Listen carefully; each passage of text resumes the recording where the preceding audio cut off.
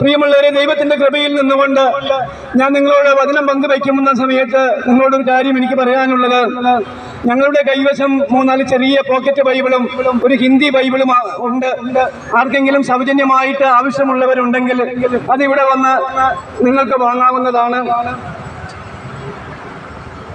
യോഹന്നാന്റെ സുവിശേഷം 5-ാം അധ്യായത്തില് നമ്മൾ വായിക്കുമ്പോൾ, ബെത്സേദ എന്ന കുളക്കരയില് 38 വർഷമായി തളർവാദ രോഗിയായി കിടന്ന ഒരു മനുഷ്യനെ എന്റെ അടുക്കിലേക്ക് യേശു കടന്നു വന്നപ്പോൾ യേശു അവനോട് ചോദിച്ചു, നീ സൗഖ്യപ്പെടുവാൻ ആഗ്രഹിക്കുന്നുവോ?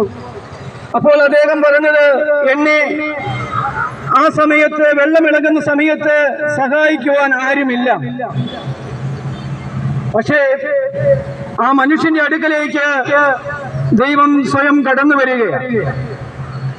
38 വർഷം തളർവാദ രോഗിയായി കിടന്ന മനുഷ്യനെ സഹായിക്കാൻ ആളില്ല, ഒരു ദൂതൻ തൊട്ടില്ല.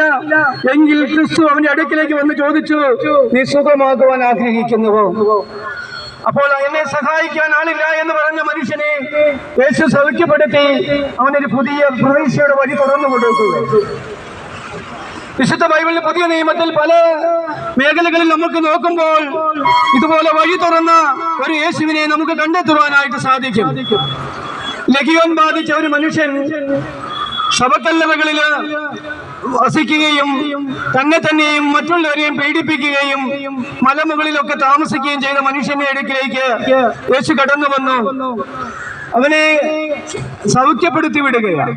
അവന് സുബോധമുള്ളവനായി വസ്ത്രം ധരിച്ച് യേശുവിന്റെ പാദാന്തികത്തിൽ അവൻ ഇരിക്കുകയാണ്.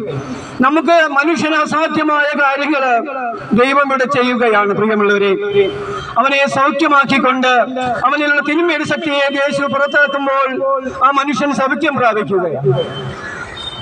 വേറൊരു ഉപമയിലൂടെ പറഞ്ഞാല്, ലാസർ എന്നൊരു മനുഷ്യനെ കുറിച്ച് വിശുദ്ധ ബൈബിൾ പഠിപ്പിക്കുന്നുണ്ട്.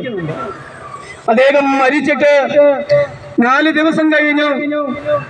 അപ്പോൾ അദ്ദേഹത്തിന്റെ സഹോദരിമാരോട് യേശു ചോദിച്ചു, ലാസർ ഉയർപ്പിക്കപ്പെടുമോ എന്ന് ചോദിച്ചപ്പോൾ, അന്ത്യവിധിയുടെ ദിനത്തിൽ അവൻ ഉയർപ്പിക്കപ്പെടുമെന്ന് ഞങ്ങൾ വിശ്വസിക്കുന്നു എന്ന് പറയുകയാണ്.